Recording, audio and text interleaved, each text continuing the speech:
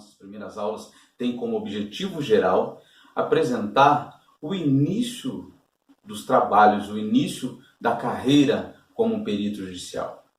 Meu nome é professor Leandro Moreira, atuo como perito judicial aqui na comarca de Campo Mourão, no Paraná, e nas comarcas vizinhas há mais de 10 anos. Também fazendo em algumas comarcas um trabalho extrajudicial, atuando como um perito, extrajudicial, ou, se preferirem, um auditor ou assistente técnico. Realmente um privilégio estar aqui para começar esse bate-papo, essa conversa com vocês. Acredito que muitos de vocês que estão ouvindo aí, se depender da minha vontade, todos que estão assistindo a aula vão poder apresentar o seu currículo, fazer o seu cadastro e ser nomeado como perito da Justiça Estadual. Ok? E por que não de outras justiças também? Isso vai depender da desenvoltura do seu aprendizado e também da sua vontade em estudar. Ok? A nossa primeira pergunta, a nossa primeira aula, ou seja, o nosso primeiro problema a ser resolvido aqui é: quem pode ser perito judicial?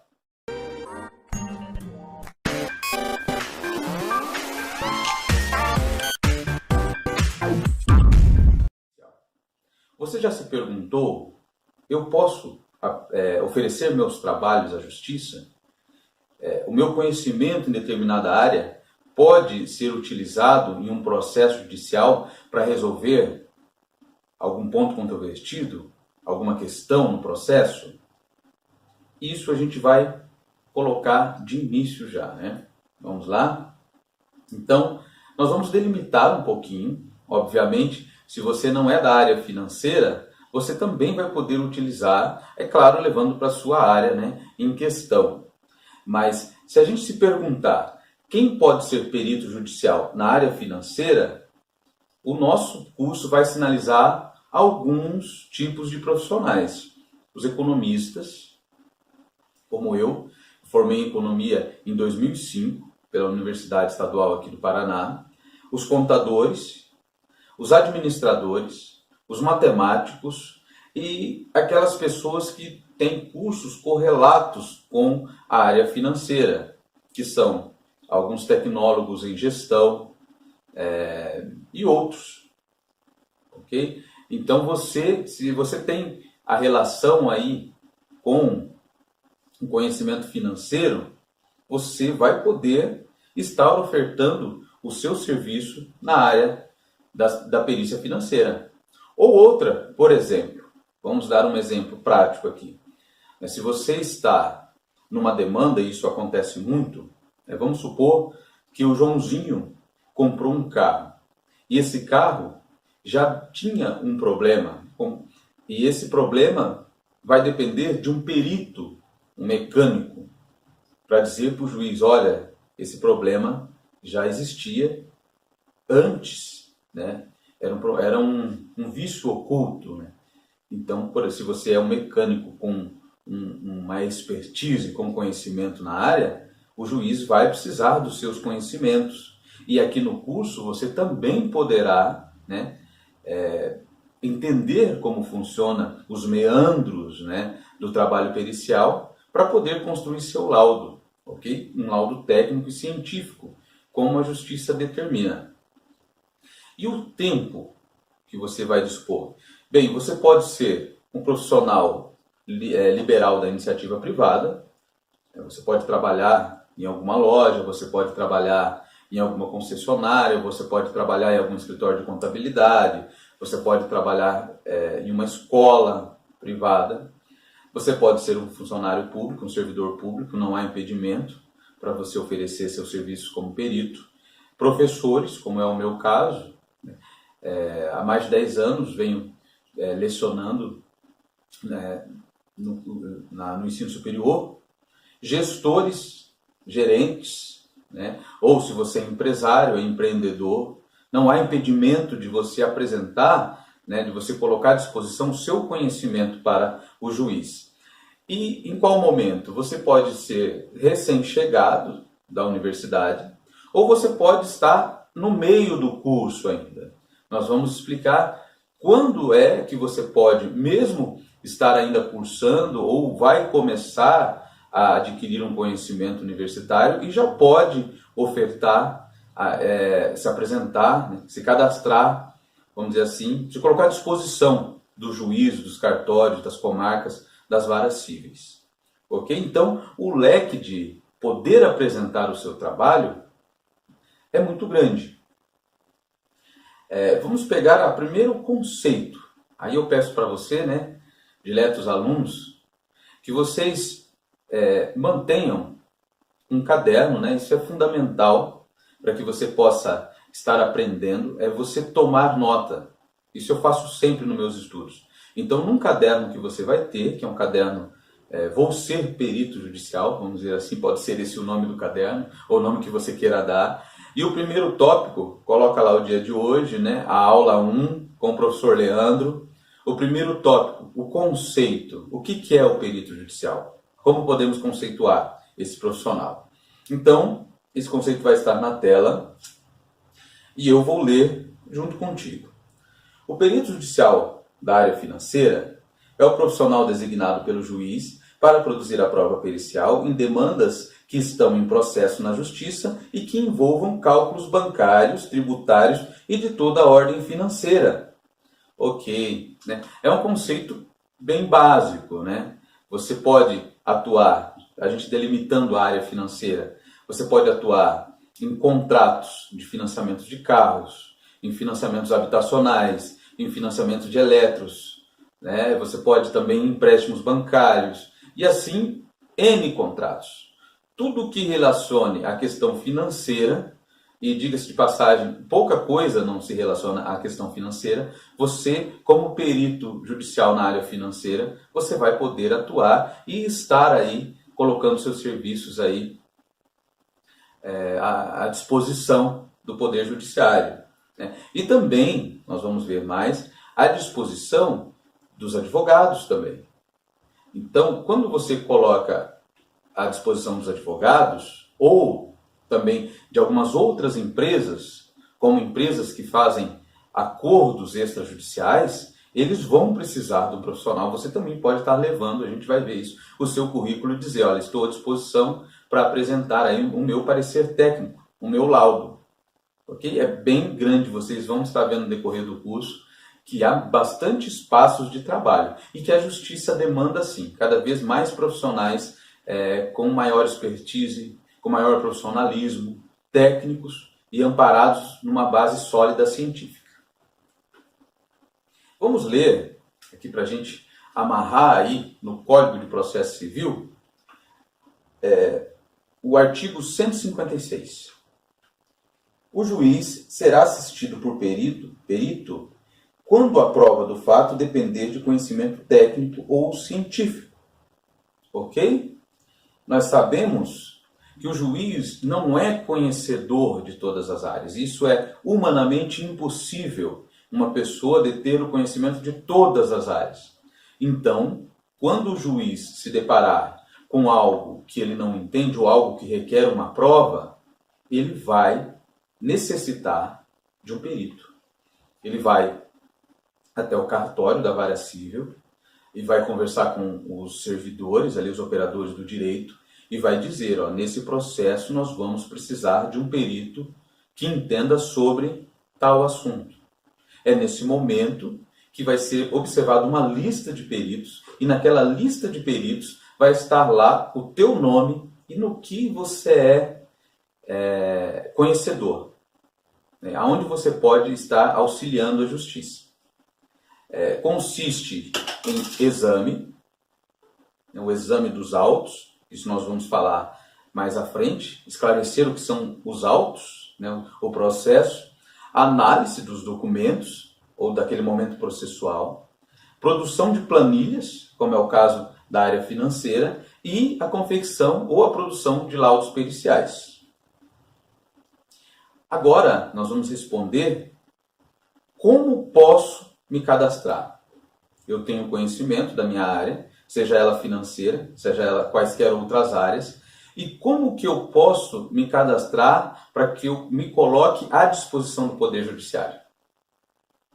Vamos dizer como que eu vou me cadastrar. E aqui nós temos mais uma sinalização aí do Código de Processo Civil. Artigo 157, parágrafo 2º, ele vai dizer que, para a formação do cadastro, os tribunais devem realizar consulta pública por meio de divulgação na rede mundial de computadores ou em jornais de grande circulação, além de consulta direta a universidades, a conselhos de classe, ao Ministério Público, à Defensoria Pública e à Ordem dos Advogados do Brasil, para indicação de profissionais ou de órgãos técnicos interessados. Olha aí que interessante, né? O parágrafo 2º do Código de Processo Civil, ele nos dá uma pista da onde a gente precisa levar o nosso currículo e a nossa carta de apresentação. Nós vamos falar hoje sobre a necessidade, né, desse currículo e dessa carta de apresentação, mas na próxima aula nós vamos pegar os pormenores de como que eu vou montar esse currículo e a carta de apresentação. Nós vamos ver que no nosso curso ele vai colocar as coisas realmente na prática, né? Ele vai fazer como os pedagogos da Grécia Antiga, diga assim, de passagem. Pegar na mão, né, do aluno e levar ele até o lugar onde ele precisa ir. É essa a ideia do nosso curso, né? Então a gente vai poder, nós vamos ver aqui, sim, o Cadastro dos Auxiliares da Justiça, o CAJU, que também vamos falar na aula, né, de como nós vamos fazer o cadastro, né? E nós podemos levar nos jornais, como nós vimos, né? Isso pode ser colocado no jornal, no Ministério Público, nos conselhos de classe, na Defensoria Pública e na OAB. Esses lugares são lugares estratégicos para a gente levar o nosso currículo. Mas interessante de que você saiba do lugar onde você está. Vamos supor que você está me assistindo de um lugar que não seja aqui, né? Não seja a nossa realidade aqui do noroeste do Paraná. E os processos ainda sejam físicos, né? Quer dizer, não são processos digitais. E você sabe que não há essa busca na internet. Então você vai fazer o seu currículo, levar na OAB, vai levar no Ministério Público, vai levar na Defensoria, você pode colocar nos jornais de grande circulação aí da sua região, como nós estamos vendo aqui no parágrafo 2º, ok? Aí uma dica muito importante para a gente, né? Cadastro como perito judicial. Nós vamos colocar o que mais acontece, por assim dizer, né? Você vai fazer o cadastro no CAJU, né, que é o Cadastro dos Auxiliares da Justiça, e isso na próxima aula nós vamos estar vendo nos pormenores de como que eu entro nessa plataforma e quais são os principais documentos que eu preciso ter em mãos para fazer o meu cadastro. O currículo vitae, ele é muito importante, né? Por quê?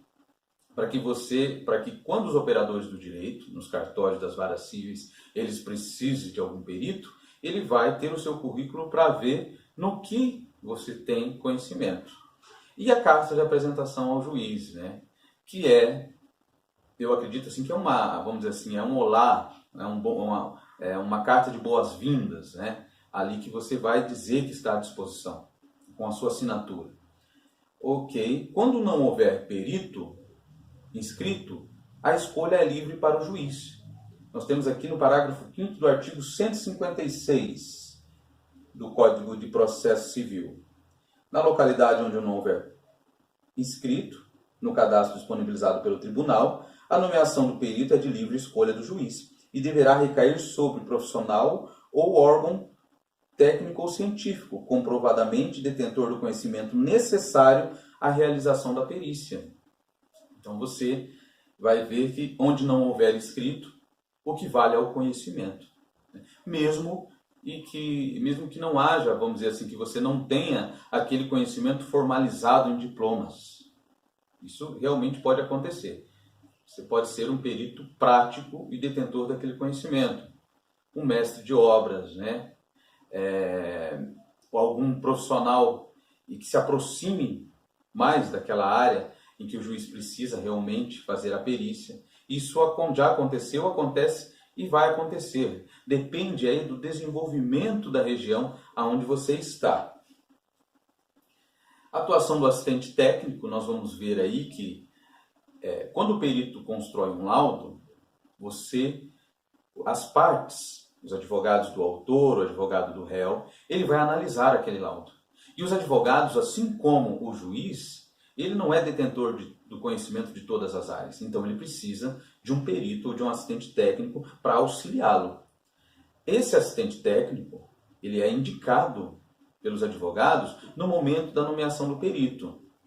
E é de confiança das partes. Não há, em relação ao assistente técnico, suspeição ou impedimento. A gente vai estar vendo isso, né, vamos dizer assim, abrir esses conceitos do mundo jurídico pormenorizado nas próximas aulas. E também vocês vão poder enviar questões. Olha, professor, você falou sobre suspeição, o que é isso? Vai ser explicado aí no tempo certo e no tempo das perguntas dos alunos.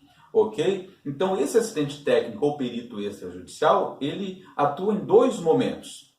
Depois do laudo pericial juntado no processo, pelo perito judicial, ou antes mesmo de se entrar com o processo. É o que eu chamo de auditor. Você pode ser contratado por um escritório de advocacia ou, como diz, uma empresa que atua fazendo acordos extrajudiciais para apresentar um parecer. Aquele parecer é um parecer extrajudicial, porque ele aconteceu fora do momento do processo. E isso, hoje em dia, nos termos, né, nas condições do novo processo, no Código de Processo Civil, é fundamental para que a parte possa até entrar com o processo. Entrando com uma inicial, com a embasamento, com a construção de provas, o cliente tem muito mais chance, né, de ver o seu pedido aceito, né, de se sentir tutelado pela justiça. E por outro lado também, a parte que vai contestar, ela vai necessitar aí de um técnico para dizer se aquilo é ou se não é, o porquê que não é. Ok? São as atuações extrajudiciais que crescem cada vez mais no mercado. Você vai visitar os escritórios de advocacia ou as empresas que fazem acordos extrajudiciais, né? Também os lugares que fazem conciliação, mediação, arbitragem, né? Há um espaço grande para o perito extrajudicial atuar. Você vai levar seu currículo vitae, como nós vamos falar na próxima aula, e também uma carta de apresentação ao advogado, ou ao empresário, ou ao, vamos dizer assim, conciliador, ao mediador e assim por diante. Isso também, nos pormenores, a gente vai explicar nas próximas aulas, que é como eu sei que eu posso oferecer o meu trabalho como perito e como eu começo a entrar no mercado. As primeiras aulas nossas, elas têm o objetivo geral de explicar como isso acontece. Os assistentes técnicos são de confiança da parte. Vamos lá. Parágrafo 1º do artigo 466. Está aqui, o assistente técnico são de confiança da parte, não estão sujeitos a impedimento ou suspeição. Quer dizer, grosso modo, isso será explicado mais à frente, mas os assistentes técnicos, eles não têm problema em ser, vamos dizer assim, amigos ou parentes das partes, do juízo, dos operadores de direito. Eles não têm impedimento ou suspeição. Podem ser qualquer pessoa, ou quaisquer pessoas, podem ser também, mais de um. Ok? Quais são os ganhos do perito judicial e do assistente técnico? Essa é uma pergunta decisiva, uma pergunta de extrema relevância. Os ganhos dos peritos, né, judicial, do perito judicial e do assistente técnico ou do perito extrajudicial é um ganho interessante, vamos dizer assim, pode me dar um up na minha renda? Posso deixar o meu trabalho e atuar como perito judicial, me especializar nesse trabalho de perícia judicial? Ok? Ou não tenho mais meu trabalho, é uma profissão que vale a pena eu investir? São questões, entre várias outras, né, que vocês, como alunos, né, do curso, devem estar se fazendo. Olha, eu vou falar para vocês aqui, quero trazer no decorrer do curso, várias experiências que eu tive aí nesses mais de 10 anos atuando como perito judicial e também extrajudicial. Os ganhos são realmente interessantes, vamos dizer assim. Obviamente, quando a gente fala assim em ganho e renda, a gente entra numa ideia de relativa, né? Depende disso em relação ao aluno, onde o aluno quer chegar, de onde ele está saindo e etc. e tal. Mas eu posso dizer para vocês que o meu carro-chefe, há muitos anos, é a perícia judicial. Sou professor universitário, trabalhei muito tempo e trabalho em aulas, como estou aqui, né? Também trabalhei em eventos, na área da música e aulas também de música. E vou dizer que o carro-chefe da minha renda mensal são as perícias, são os cálculos. Há muitos anos, né?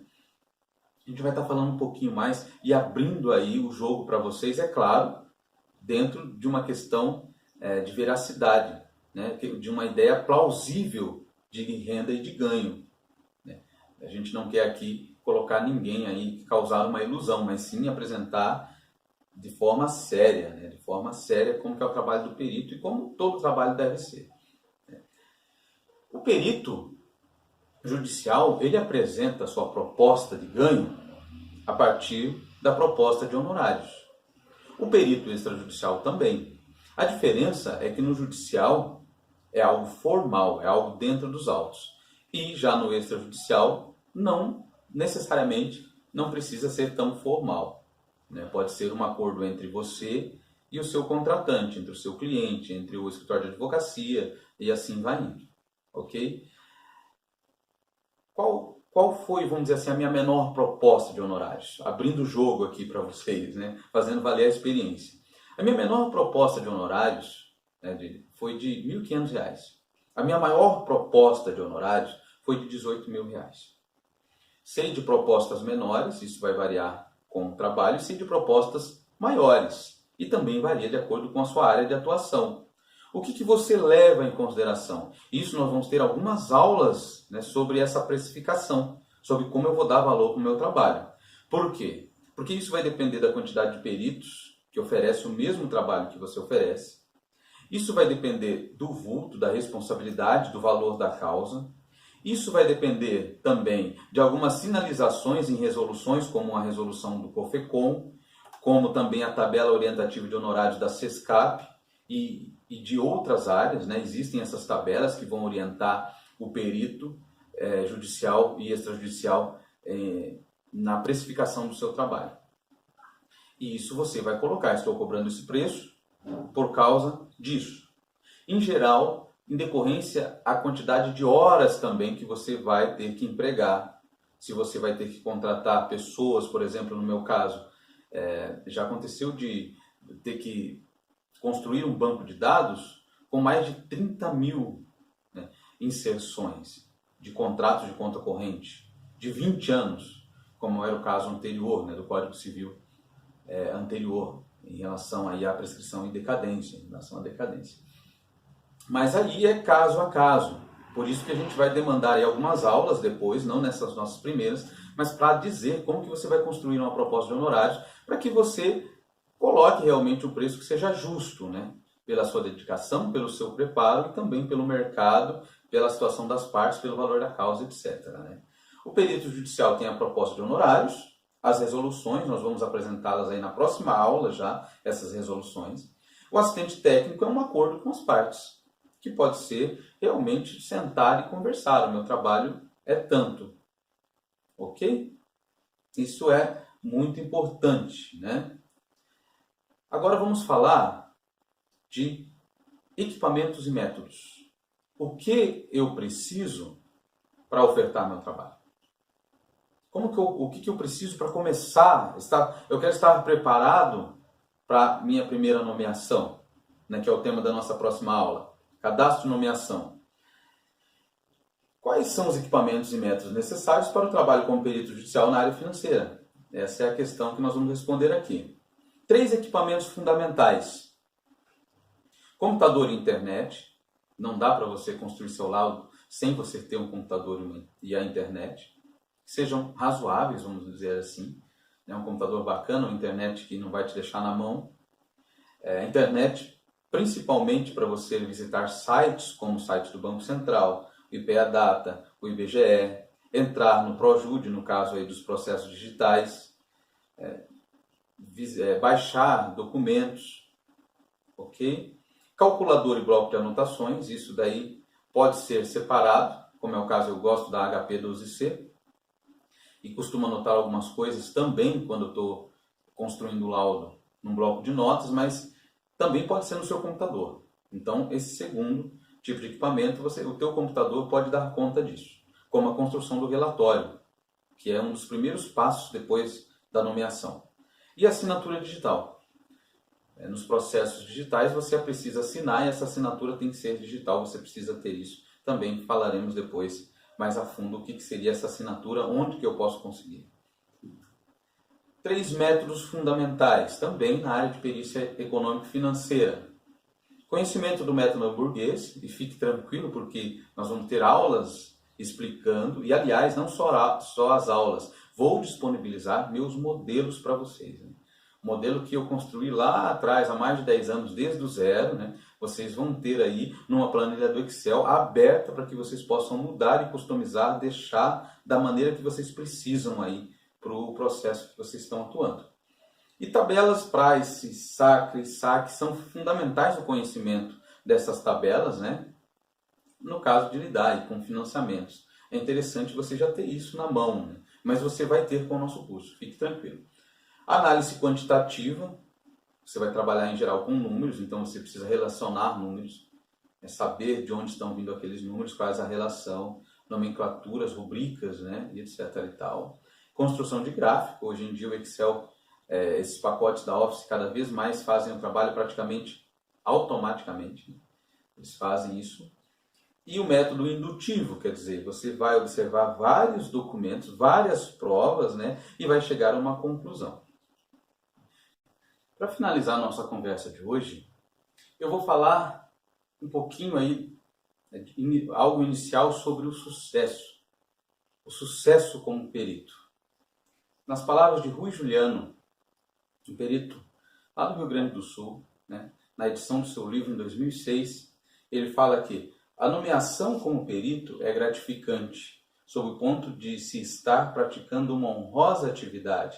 Indica que ele ou ela, né, o perito, a perita, é uma pessoa de conduta ilibada, de plena confiança perante a sociedade e que resolverá o assunto técnico proposto. Com essa frase, eu vou deixando o meu tchau, até a próxima aula e quero desejar aí bons estudos para vocês. Grande abraço.